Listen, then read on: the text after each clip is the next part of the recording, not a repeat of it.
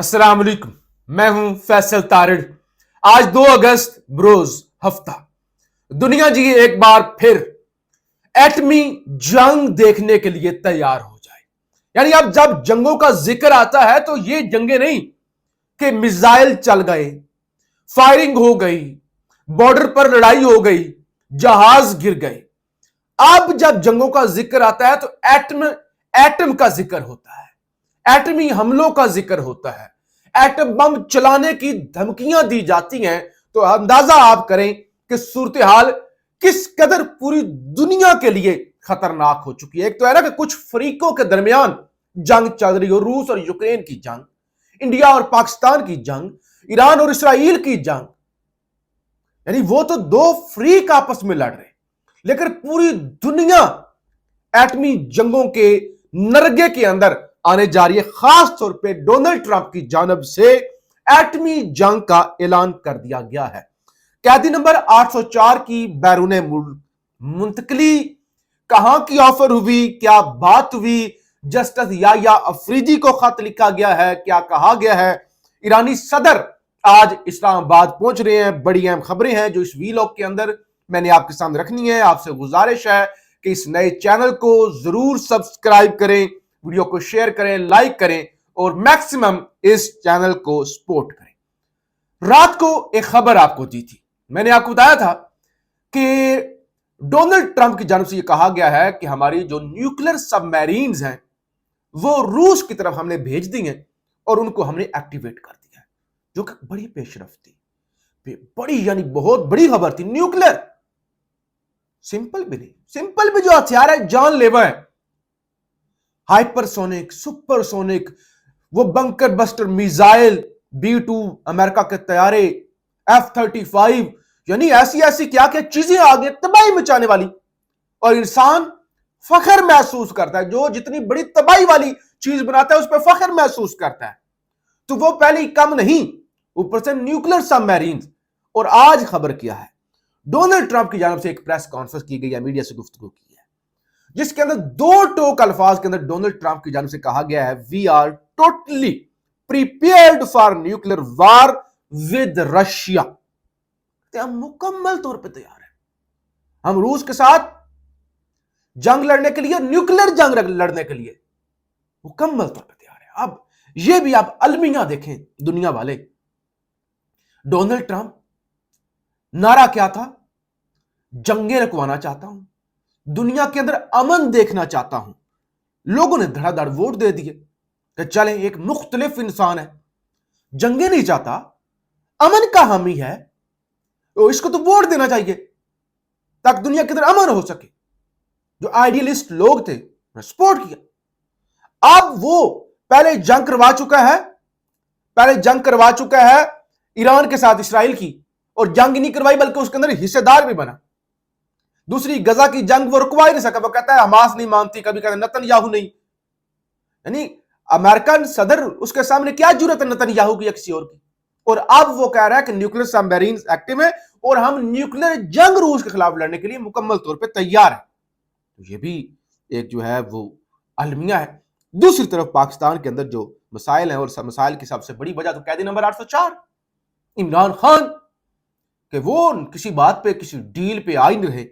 और उनकी डील पे ना आने की वजह से सिर्फ ये नहीं कि हुकूमत या ताकतवर हल्के ही परेशान है, उनकी अपनी जमात भी परेशान है कि ये कैसा बंदा है, ये हमें मरवाना चाहता है, ये खुद तो जो है वो है बहादुर, डटा हुआ है, लेकिन ये हमें ले डूबेगा। अंसार अब्बासी साहब की आज की खबर है, कहते हैं पाकिस्तान तहरीक इंसाफ के बानी इमरान खान की जानब से हुकूमत के साथ सियासी मुज़ाकरात से मुसलसल इनकार को अब खुद उनकी पार्टी के अंदर से कई लोग संगीन बुरहान की बड़ी वजह करार दे रहे हैं। एक ऐसा बुरहान जिसके नतीजे में पीटीआई के कई सीनियर रहनुमा और कारकुनान जेलों में हैं, जबकि कई मजीद खिलाफ सजा और नाइल की कार्रवाइयां करीब हैं। इन सदादे दहशतगर्दी अदालतों की जानब से 9 मई से मुतल्लिक केसेस में पीटीआई रहनुमाओं और कारकुनान को सजाएं सुनाने का अमल तेज होता जा रहा है, जिससे पार्टी की पोजीशन मजीद कमजोर होती जा रही है। तो लोग, पार्टी वाले, बजाय इसके कि खड़े हो जाते, बजाय इसके कि स्टैंड लेते, वो कह रहे हैं ये इमरान खान हमें मरवाएगा और ये हमें ले डूबेगा, खुद तो जेल में बैठा हुआ है, हम सबको 10-10 साल की सजा करवा रहा है इसकी वजह से। انصار عباسی صاحب کی خبر کا پھر مطلب تو یہی ہے نا کہ عمران خان ڈیل نہیں کر رہا اس لیے سزائیں ہو رہی ہیں ورنہ نہیں ہونی تھی. یعنی جرم کی وجہ سے سزا نہیں ہے, قیدی کے ڈٹ جانے کی وجہ سے یہ سزا ہے. اور Jemima gold Smith Imran Khan کے سابقہ اہلیہ, عمران خان کے بچوں کی ماں, آج وہ بھی میدان میں آئی. انہوں نے بھی پاکستان کی سچویشن کے حوالے سے ٹویٹ کیا, کہتے ہیں ڈیموکریسی, پاکستان میں جمہوریت ہے. کہتے ہیں کیا پاکستان میں جمہوریت ہے؟ 108 وہ کہتے ہیں authorities jail 108 108 members of Imran Khan party. کہتے ہیں عمران خان کی جماعت کے 108 لوگوں کو اتھارٹیز نے, حکمرانوں نے, طاقتوروں نے جیل کے اندر ڈال دیا ہے. اور دوسرے نمبر پہ ابھی میں نے آپ خبر بتانی ہے کہ عمران خان بیرون ملک کہاں کی آفر ہوئی اور کیا بات چیت, کیا دعوے کیے جا رہے ہیں. عمران خان کو جن مشکلات کا سامنا ہے اڈیالہ جیل کے اندر, اس حوالے سے ایک خط لکھا گیا جسٹس یحییٰ خان صاحب کو.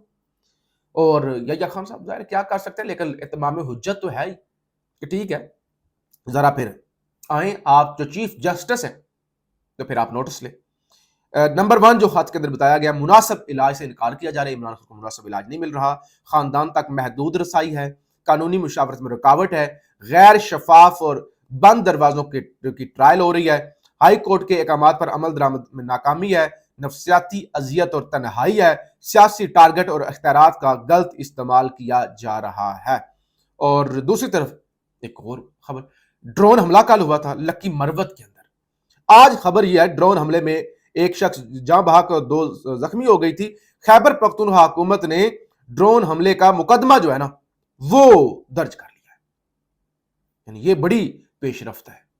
یہ ڈرون حملہ, اور ڈرون دونوں طرف سے استعمال ہو رہے ہیں, پاکستان کی جانب سے بھی, اور دہشت گرد بھی آج کل کتنے ایڈوانس ہو گئے ہیں کہ وہ بھی ڈرون جو ہیں وہ استعمال کرتے ہیں. اچھا جی, حذیفہ الرحمان یہ وزیر مملکت برائے قومی ثقافت اور ورثہ ہے نون لیگ سے, انہوں نے ایک دعویٰ کیا ہے عمران خان کے حوالے سے کہ وہ بیرون ملک جانا چاہتے تھے, یہ ڈیل ہوئی, یہ ہمیں بتایا گیا, ہمیں یہ کہا گیا.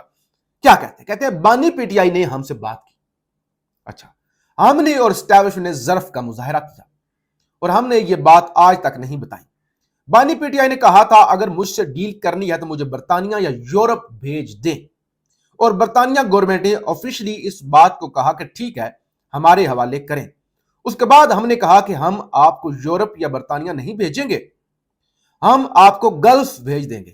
آپ گلف کے کسی ملک کا انتخاب کر لیں, یعنی سعودی عرب چلے جائیں, یو اے ای چلے جائیں.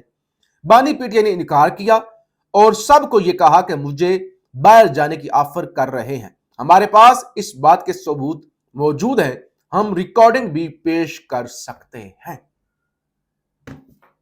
کہتے ہیں عمران خان نے کہا ٹھیک ہے میں جانے کے لیے تیار ہوں. حالانکہ یہ بڑے بڑے لوگ کہہ چکے ہیں, یہ بڑے بڑے دعوے ہو چکے ہیں. عمران خان کی 5 اگست 2023 کو گرفتاری سے پہلے کہا گیا لاہور ایئرپورٹ پر جہاز کھڑا ہوا ہے, جس ملک جانا چاہتے ہیں چلے جائیں. عمران خان نے انکار کیا. آپ کہہ رہے ہیں عمران خان نے کہا کہ وہ لندن برطانیہ جانے کے لیے تیار ہے, وہاں کی حکومت نے بھی کہا بھیج دو, ہم نے کہا گلف چلے جاؤ, سعودی عرب چلے جاؤ, یعنی دبئی چلے جاؤ, عمان, مسقط, کویت. تو عمران خان نے انکار کر دیا اور عمران خان نے پھر نیریٹو بنا دیا, دیکھو دیکھو مجھے یہ بیرون ملک جانے کی آفرز دے رہے ہیں. بہرحال اگر حکومت سچ بول رہی ہے, جو کہہ رہی ہے کہ ہمارے پاس ریکارڈنگ اور ثبوت موجود ہیں, تو پھر سامنے رکھیں. یعنی وہ تو اس وقت عمران خان ان کا حریف ہے نا, زیر کریں, جھوٹا ثابت کریں, سامنے رکھیں. پاکستان زندہ باد.